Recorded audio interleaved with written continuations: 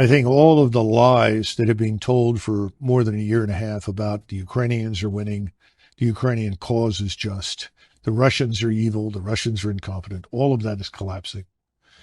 And it's collapsing because what's happening on the battlefield is horrific.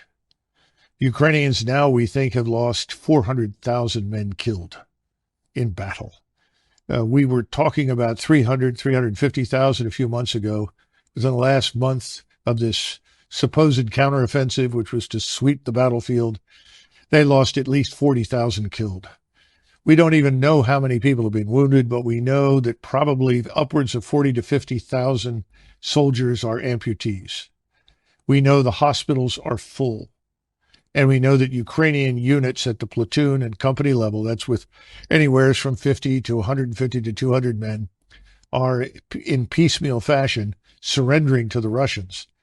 Not because they don't want to fight, it's because they can't fight anymore.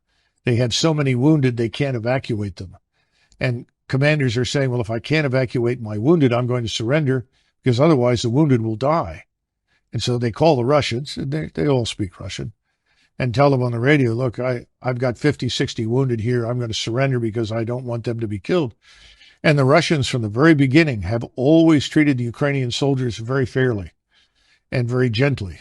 And so they know they're not going to be abused or mistreated. They know they can actually be exchanged for Russian prisoners in the future. So they've surrendered. And I think we're going to see this army that we've been spending so heavily on increasingly melt away.